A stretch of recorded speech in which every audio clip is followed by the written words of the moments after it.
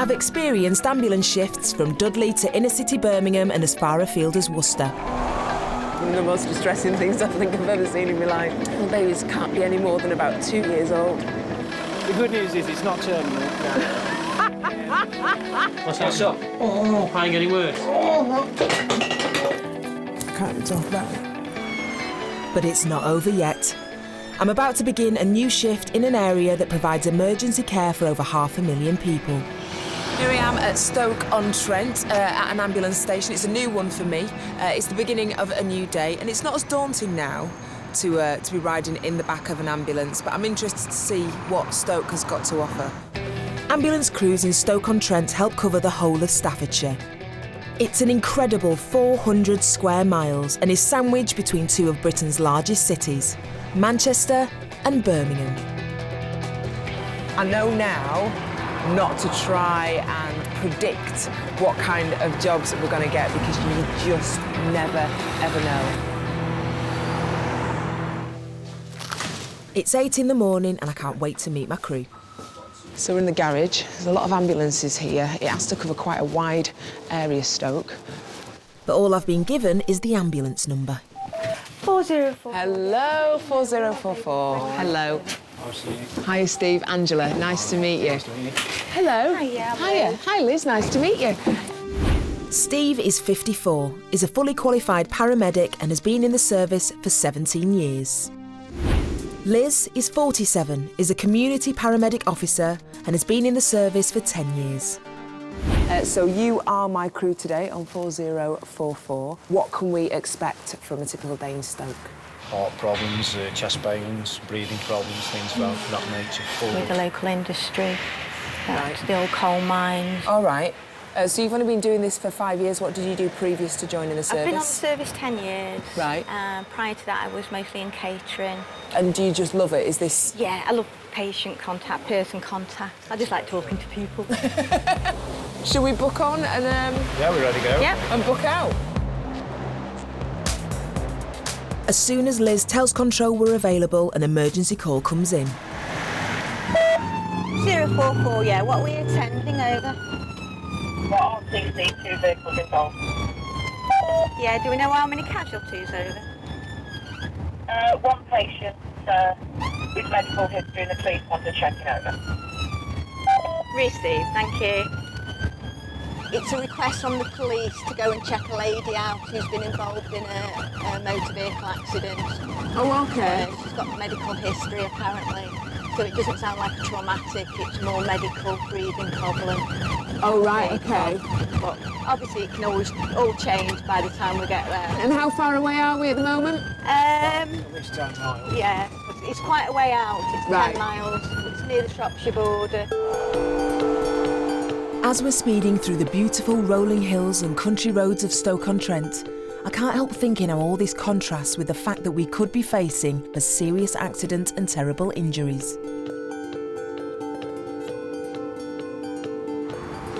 To get a true understanding of a typical day on an ambulance in Stoke-on-Trent, I've got a film crew following another paramedic and technician.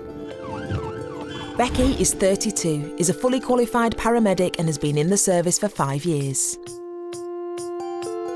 Steve is 39, is a technician and has been in the service for 6 years.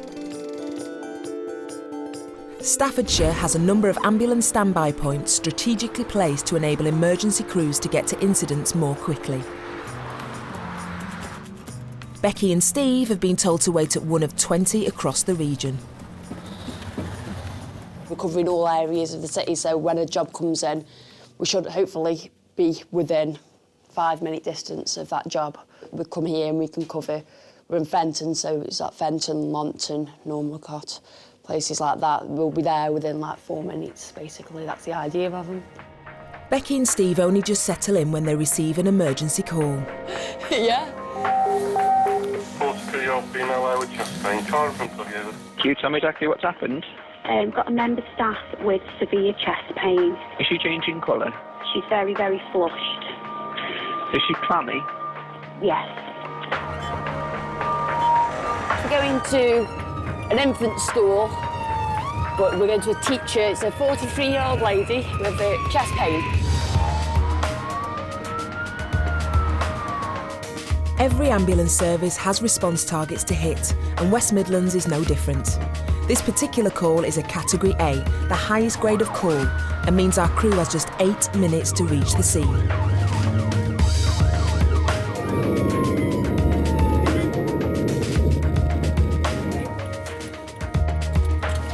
In just over 6 minutes, Becky and Steve arrive at the school. I'm shadowing paramedics Steve Smith and Liz Needham as we travel to a road traffic collision, or RTC, over 18 miles southwest of Stoke on the Staffordshire border. When we arrive, the crash looks serious. Liz is wearing the minicam, providing a unique view of the action. I gotta say, that's quite a nice bullseye on the car. Someone's hit the windscreen there, it looks like. With a rapid response vehicle already in attendance, the driver of the crashed car is having her neck supported in the rear of a police vehicle. Hey, sweetheart, my name's Liz. The rapid responder, like Liz, thought the lady had knocked her head against the windscreen, but it looks as though the airbag has done the damage. Anne was driving on her way to work when she was involved in a collision with another vehicle. She's been left severely shaken by the accident. Just hit me. You walked around like you say so. And the next thing I got airbag. Okay. Smell of burnout, and the guy in the Have you got car stuff? behind me phoned the police. Okay, sweetheart. And that's where I am with it now. Well, we'll get you to hospital, get you all checked out. Just keep your head nice and still. Purely precautionary. So we just get a doctor just to check your spine out and make sure everything's okay. Any medical history at all, Anne? I had a cerebral hemorrhage 4 years ago. Did you? Just keep nice and still for me. And I've got a clip. Right. It was here, behind here. Okay. And apart from that, now I'm absolutely fine. Good. All right. A bleed into the brain can be very serious and is concerning to Liz, who needs to be extra cautious. Understandably, the adrenaline's been released into your system and you're like, your body's going at 100 miles an hour at the moment. Yeah? But what we know, because of that, it masks all the pain as well, which is brilliant. But on the negative side, it means obviously we don't know if you hurt anywhere. So Ruth is just going to keep your head nice and still for us till we get the board out. Okay. All right. It's a very strange sensation when you go on the board, but it's brilliant for your back. Right. It's good back therapy. And if it's any consolation, we all have to go on a board when we do our training. Right, all right, okay. so we know what it's like. Okay. A spinal board is a device used by ambulance crews to provide rigid support during movement of a patient. And it's a piece of kit I've become very familiar with. Purely precautionary, because say the adrenaline is kicking in at the moment. She doesn't really know if anything's hurting or not. So we will board her and keep her nice and still till the doctors exclude it. Right, okay, cool. And obviously the quicker we can get off the side of the road, Yeah, that's it. the better. Even with police controlling the flow of traffic, it's still a dangerous environment to work in.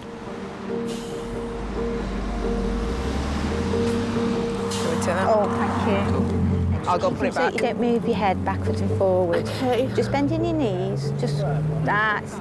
Right. What I'm going to do is I'm going to take control of your neck. Just keeping so you don't move your head backwards and forwards. Okay. Just bending your knees. Well done. Yeah, you can grab your head. Okay. Now we're going to change. Now that's it. Swing your legs up there for me. Now you're going to get a beautiful view of the sky. How's that? Slide down a bit. All right. Any pain or anything here? Not so far, no. Okay. Anne's clearly very upset. Sim. You're all right, darling. I'm not a crying person.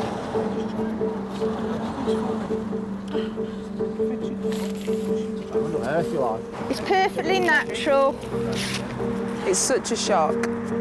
Don't know how you're going to react when something like that happens. As Anne's taken to the ambulance, Liz is constantly comforting her. How are you doing there? Okay. Off to sunny Stoke now. Get you to the hospital in no time at all. How are you starting to feel now? I feel better now. I don't feel I want to cry. Don't worry. Liz and Steve check Anne's vital signs before setting off for the University Hospital of North Staffordshire. Coming up, we get a call to a school where a teacher has had a suspected heart attack. What we'll do is just have a quick look at your heart now, OK? And go to the aid of a toddler who's suffering from serious convulsions.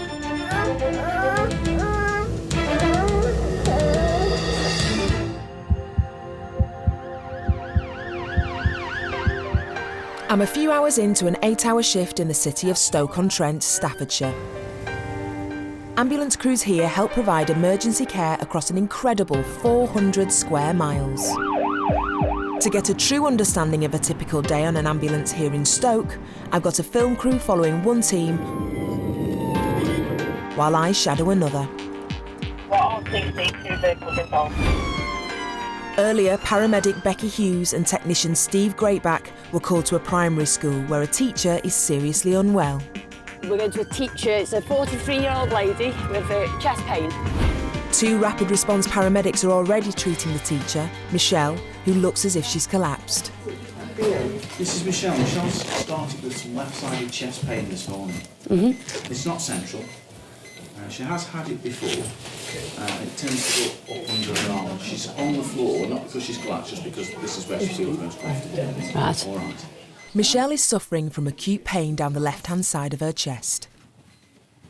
Any short breath? Certainly no nausea, has there? No, just do it when I breathe. So if you take a deep breath in, that increases, does it? Becky tries to pinpoint a possible cause for the pain.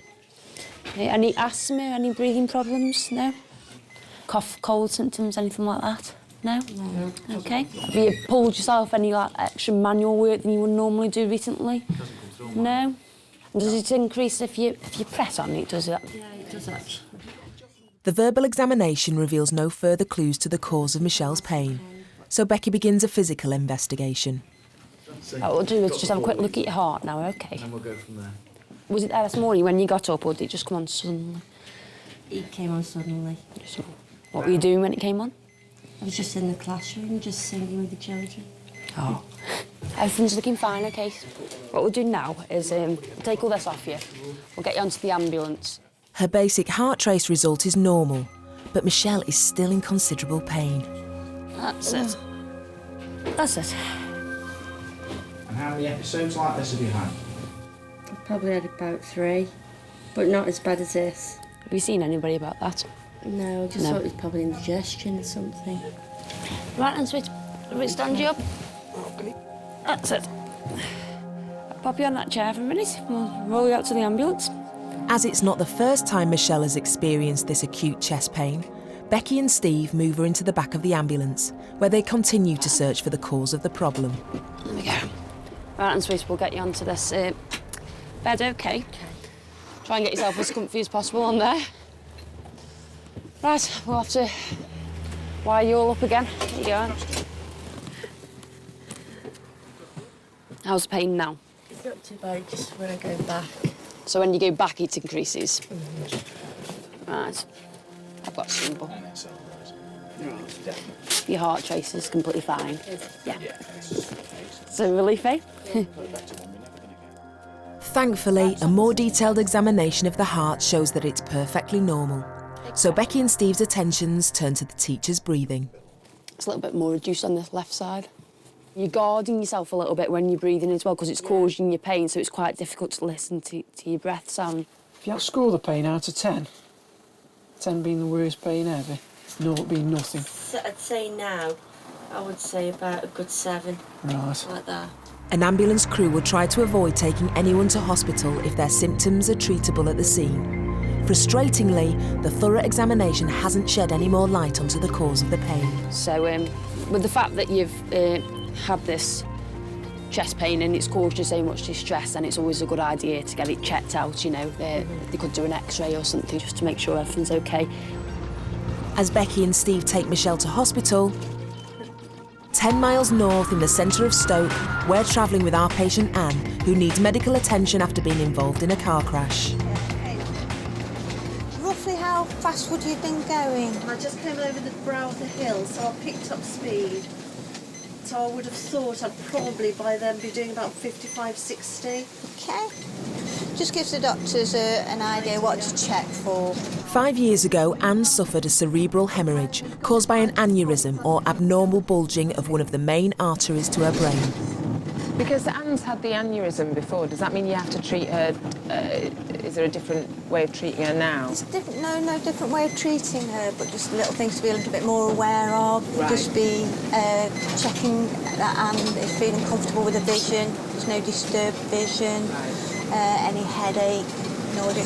But then that goes hand in hand with what we would be checking anyway. For a car accident. Right.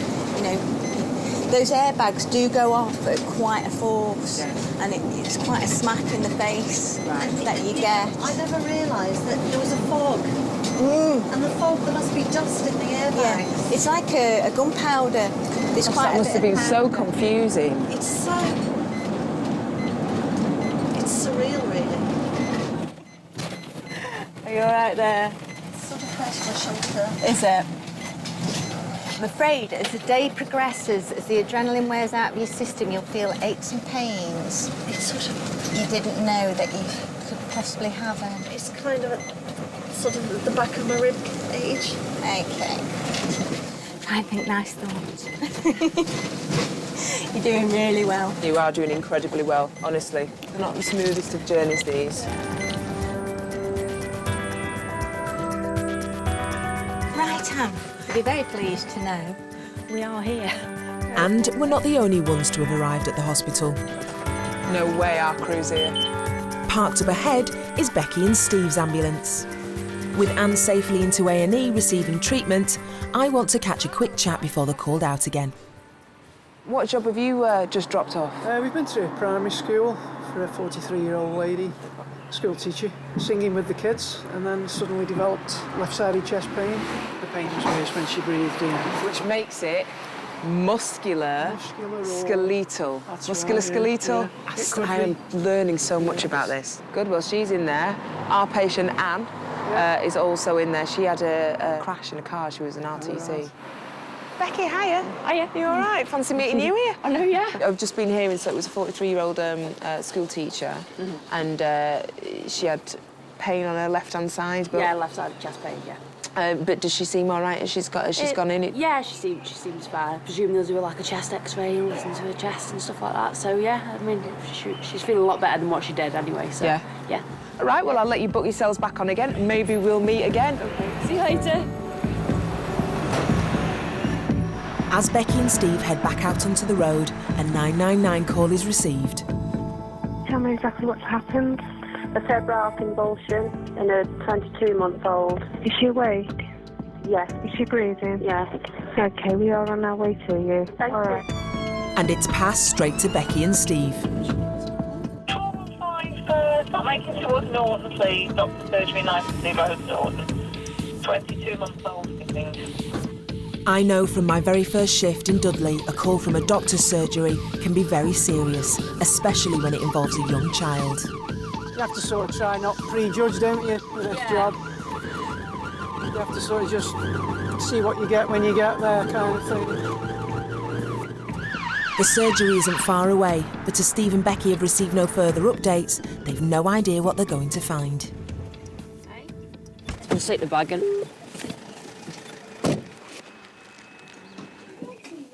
Hello. This is Katie. Katie. Yeah. Oh dear. Hello, Mum. In the doctor's office, the toddler, Katie, is no longer fitting, but she's sitting up and I crying. brought her back in, she was quite floppy, we stripped her off, temp started coming down. Had temperature 40, but she's just a poorly child. Katie's running a very high temperature and has had a severe fit. We've got just down past the traffic lights there and she just full-blown convulsion. Her eyes went a lot, you know. Yeah, okay. She needs to go to hospital where specialists will be able to investigate the cause of the fit. Right, shall we take you out to the ambulance then? Yeah. Soon see you better.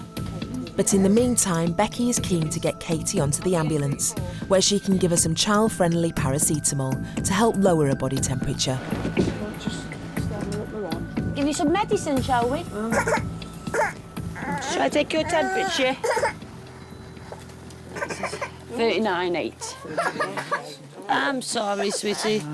A normal body temperature should be anywhere between 36 or 37 Celsius. Anything above 38 is a significant fever. Right, Mum. Katie, have some medicine. Put it in her mouth and just like, it's just a syringe, so we just need to do the plunger. Ready?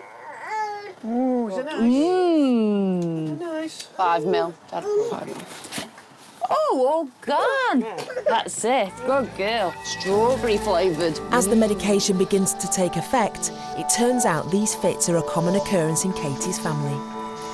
We've got 3 children under 4 and they've all had convulsions. Have they? So I've kind of got used to it, but when she has them, her eyes really go to the point where they're Does she normally just have one at a time, or sometimes just... Well, she just... A lot of what I'd call mini convulsions, where she's just juddering all the time, and then she'll have a really big one. The last one, like I say, was a big one, and it was went on for about 6 minutes. Are we okay?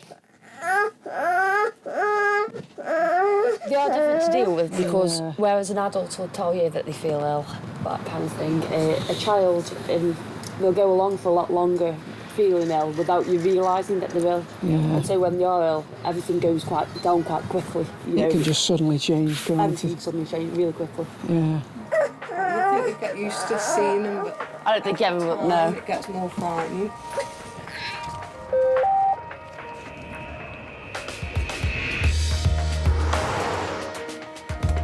It's not long before Katie arrives at the paediatric unit, where she'll undergo tests to find out what's causing her fits.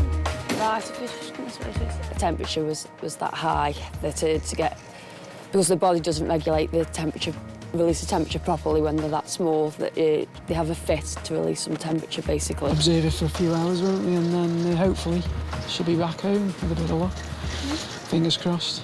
Coming up, I've got a whole lot more still to experience. Just sit down here. Just sit for a minute. Just sit for a minute. All you've got to do is check you out and then you can get on your way. And the persistent caller who never wants to be treated. So what are you going to do? You come in hospital? I'm not going to hospital. Get out in the name of Jesus.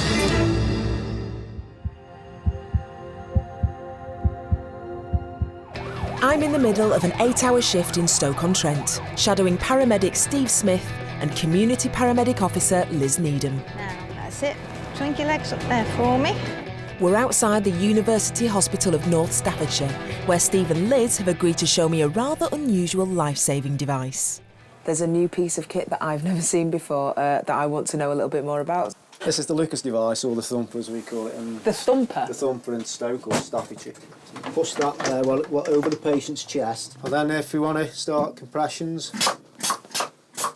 So this? Named after the Norwegian inventor's son, the Lucas device looks and sounds brutal, but this machine is helping save more lives than ever before. So this is instead of doing manual compressions? Doing manual compressions, your efficiency drops massively after 2 minutes. I think it's by about 70%. Right. Where the Lucas device, it keeps going for 20 minutes as long as the big O2s will last. Yeah. A recent report has found that by using this device, over 25% of patients were kept alive while en route to hospital, compared to the national average of just 15%. But where on earth do you get an idea to make a machine like this? Bloke did CPR with a kitchen plunger. No! That cup So he actually sucks the blood around as well. and it physically moves the chest in and out. So it's like... That's why it's so efficient. Oh no, now if I see anyone who drops down, I'll be going, who's got a plunger? Get me a plumber. Get me a plumber, yeah. It costs a fortune. Too expensive. Yeah, exactly. Only one turn up. While we're waiting for an emergency call at the hospital, 5 miles away, I've got a film crew shadowing paramedic Becky Hughes and technician Steve Greatback. They're heading out of Stoke-on-Trent ambulance station on a Category A call. This is one of our regular callers, I think. Regular or frequent callers are people who've requested 999 assistance from the ambulance service on more than 5 occasions in 1 week. Goes with chest pain, but... Whether it is that we don't know until obviously we get there. The West Midlands Ambulance Service received over 600 of these types of calls over the last 12 months. As they're travelling to the address, Steve and Becky receive more information. Thank you. We are going to speak with police. Don't know whether they'll come out. Don't approach with caution. Any problems with door safe. Yes, I think I've been here before. Yeah. Becky and Steve proceed with caution. Hello?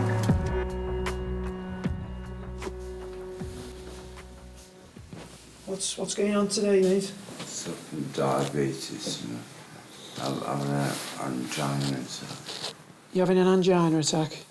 You got chest pain then, yeah? Can we just slip your coat off? We need to do some checks on you. Are you relative, are you? No. Just a carer. The man isn't home alone. His carer is around to provide a helping hand and to inform the crew of his problems. Alcoholic. Alcoholic. Have you had a drink today?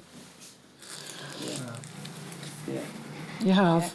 And how much have you had to drink today before we... So anything else? 2 bottles of whiskey. 2 bottles of whiskey? Jeez. Usually 1. It's 20 to 3 in the afternoon, but he's drunk 2 bottles of whiskey, and this isn't the first time today an ambulance has been out to see him. Has the crew been out earlier? Right, that's today, yeah. Today, you've had an ambulance out today already, have you? Is that the early hours? Right, just need to pop these dots on your chest, OK? Just undo your shirt for you. Oh, look at that. Still on? Yeah. Right. Dots are ready for us. The patient has got the pads used to take a heart trace still stuck on his chest from the last visit. Just press these on here. The price of an average call-out is around £200, so attending to both emergency calls today is a significant cost. Have you been sick at all? Yeah. Yeah. So with all this whiskey you're drinking... Please. Just keep calm. No problems, have... It's the police officer. Yeah, you're just attending as a precaution, that's all. OK. Yeah, I don't think he wants to see you. He just says that's the police. Is he all right? Yeah, he's got some chest pain, but we checked him out and everything's OK. Due to this patient's volatile past, the police check on Becky and Steve's welfare. No need for that. Don't come in here. Come back when you've got a warrant. All right? He's only come just to check that everything was OK with us. There's no need for you to come in here. Get out of my house. Get out in the name of Jesus. Keen not to aggravate matters, the police wait out of sight while Becky and Steve carry on treating the man's chest complaint. So, have you still got the pain at the moment? Yeah. So what are you going to do? Come in hospital? I'm not going to hospital. You're not going to hospital? Why not? If you've got pain, chest pain. Yeah, but once I've been checked out, that. Becky and Steve believe the patient needs hospital treatment, but he has other ideas. Don't you want to get it checked out if you're in pain? No. We need a signature off you if you're not coming to the hospital. When a patient goes against the advice of an ambulance crew and refuses a visit to hospital, a patient report form has to be signed. Just there. There. Are you sure you don't want to come to hospital? No. Not going anywhere near the hospital. Once the form is signed, Becky and Steve can leave knowing they've done everything they can to help. You're back to Stoke now, the ambulance station. As they make their way back to Stoke ambulance station, I've beaten them to it and I'm already there. We're just coming towards the end of our shift. We might not get called out on another call.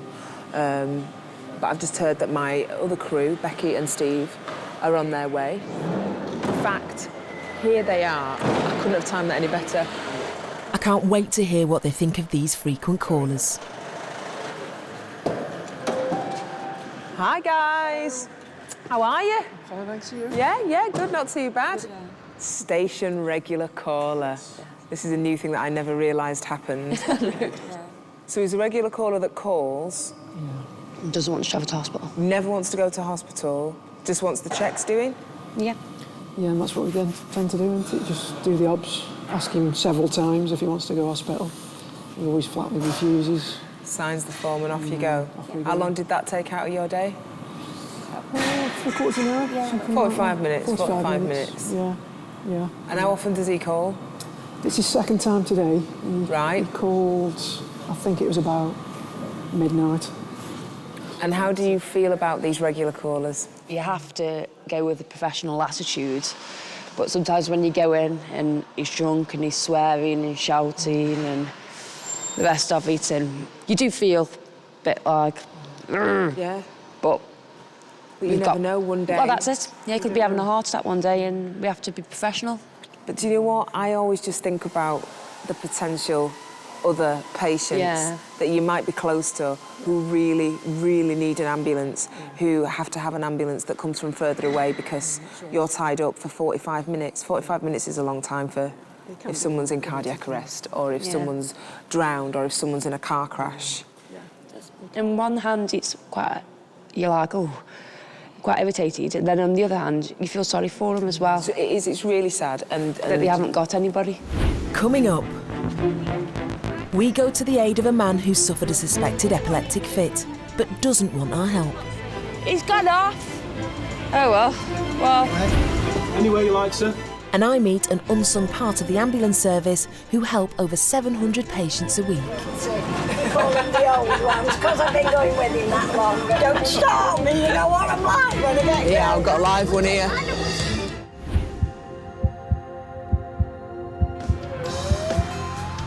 I'm nearing the end of my shift with the Staffordshire section of the West Midlands Ambulance Service.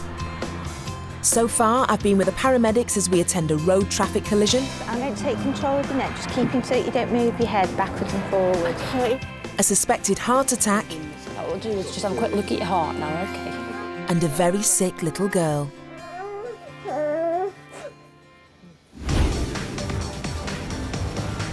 In Stoke city centre, paramedic Becky Hughes is back on call, but this time with a new crew member, Graham Dale. Graham is 48 and is a technician. He's been in the service for 10 years. Almost as soon as Becky and Graham are on duty, they receive an emergency call. All we've got is somebody there that's fitting. Do we know male, female or anything like that? Negative. Yeah, Roger, thank you for that. All we've got is there's a patient fitting having a convulsion outside of the nursing home. Police run scene.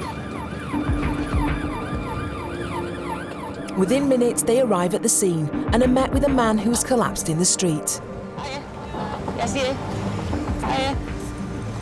Oh, See where you are in a minute, sugar flooding.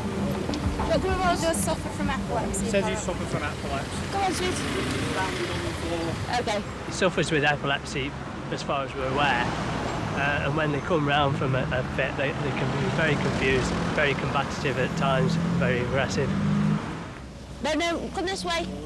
Although not aggressive, the man is very confused and in danger of dragging Becky into the traffic. Well, just come and sort yourself out in here for a bit then, first. This way. The man is obviously not well, but doesn't want to get into the ambulance. You need to. You need to check you out, go with us. It's not safe to go on his own.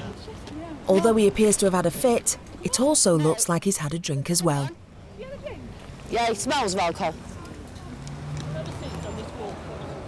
Despite the crew's best efforts to take care of him, he's having none of it, and he walks away. You've got a head injury, your head's bleeding at the back, you've grazed it at the front, you've got a lump at the front. You need checking out. You're staggering. Go with them, and that's best option, yeah? All we've got to do is check you out, and then you can get on your way. What we think has happened, the call's come through as a fitting. The gentleman's been found on the floor by passers-by in the cars. It's one of them reportedly was shaking, so whether it queries and a fit. It also smells of alcohol. Whether it be that he's drunk and disorientated or whether he's had a fit, that's why he's disorientated. It's difficult to say. He's not with it, so that's why he's acting like this. He doesn't seem to be aware of what's going on. Unable to get him into the ambulance, Becky tries to find out what's wrong with him in the street. Have you ever had a fit before? Yeah. Well, obviously, we've never met you before, so just for like, I know you put up with it, and that's fair enough, but to cover our backs and to cover police's backs and everything, we need to check you over, OK? So a lot less trouble if you just walk back to that ambulance with us, we'll check you over, and then we can take it from there. You're not thinking sensibly. Finally, it looks like he's come to his senses and he goes back to the ambulance. We need to check you over, and if everything's OK, you can go home then, can't you? But then he changes his mind again and carries on walking. He's gone off. It goes against all their training. They've no choice but to let him go. Oh well. Are you happy for him to go? Well, there's nothing they can actually do. Yeah, OK. Because he's not completely out of it, that kind of thing. He's got the capacity, it's his own decision to do what he wants. I mean, it's not ideal, is it? It's not ideal, no, but we can't force him onto the ambulance. He's got his own free will. Back at the station, I catch up with a section of the ambulance service that not only helps save lives, but also helps improve quality of life. So which is your vehicle? Straight ahead. This one here, right. It's the Staffordshire Passenger Transport Service, or PTS.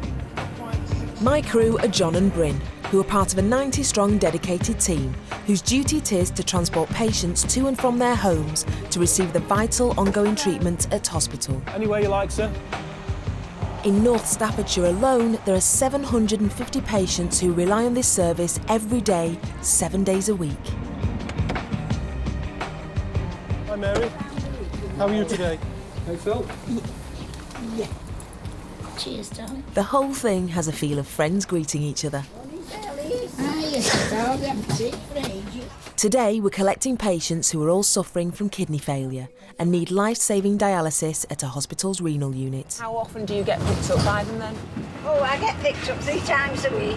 Tuesday, Thursday and a Saturday. We call them the old ones, but they're not really old. They're young men, aren't they, really? But we call them the old ones because I've been going with him that long. It's the old.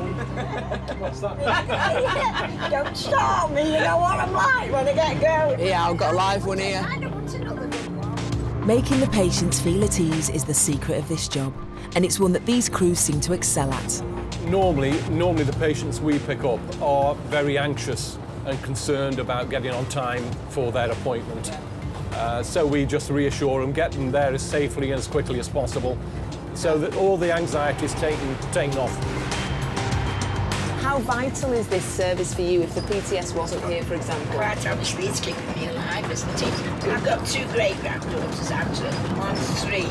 She says to me, are you going to have your batteries charged again, Nana? Oh, to get your batteries charged? Yeah, get my batteries charged. We arrive at the Royal Infirmary in plenty of time for Mary and Phyllis to start their treatment. With over 100 patients being transported to and from the 3 renal hospitals in the North Staffordshire area, keeping them on schedule is vital. I mean, it shows that actually, you know, with the amount of people that come in and out, if a patient is late. It affects all our shifts in here. To make sure that the patients that are in on time is really important. It's essential. It is. It's essential. So we blame them. With time obviously critical, we can't stand around and chat anymore. So it's back on the road again to pick up the next batch of patients. And for the crew, they love it. You always get a sense of worth out of doing this job. Yeah. Always. My shift today has been a roller coaster of emotions, but the feel-good factor certainly kicked in when a couple of weeks later I caught up with some of the patients we helped treat. First was Anne, who'd been in the road traffic collision. Any medical history at all, Anne? I had a cerebral hemorrhage 4 years ago. Did you? I had a cerebral hemorrhage. I got like an aneurysm in an artery in my brain, and it was leaking blood into my brain. On impact, my initial thought was, I must have banged my head, oh, God, am I going to die here? And then I sort of sat back and thought for half a second, no, I'm all right. When my husband brought me back from the hospital, I had pains in my neck, whiplash injuries for about 5 days. But I was fine. After a rest, after a couple of days, I felt a lot better. Anne is now fully recovered, but her husband's taken steps to further protect her the next time she goes out driving. My husband's bought me a big car now. He said I need a bit more metal around me next time. So so I have got a bit more metal around me this time.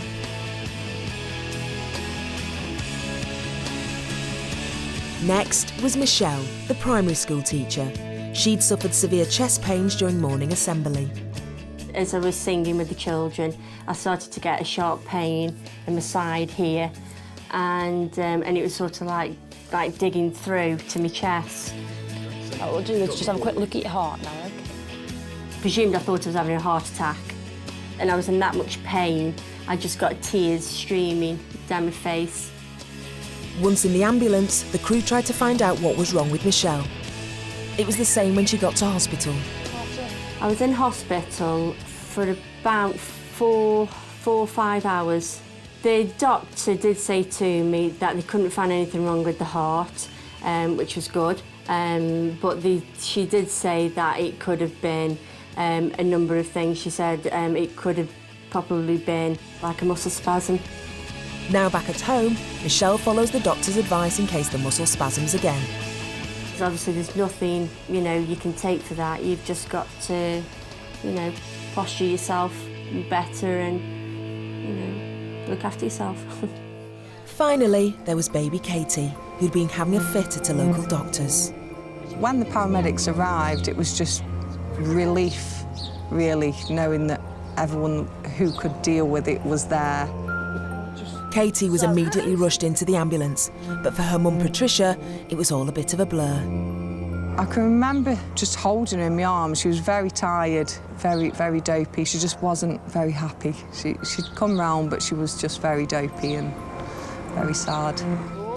At the hospital, she was diagnosed as having a fit that was brought on by a severe bout of tonsillitis. I was told that with Katie, any rise of temperature now, she has to see a GP. She should grow out of the convulsions, and they did say that if she continues to get tonsillitis, I think it's 4 times within a year, then they would look at removing them. But for now, Katie is fully recovered and bouncing around like any normal 2-year-old.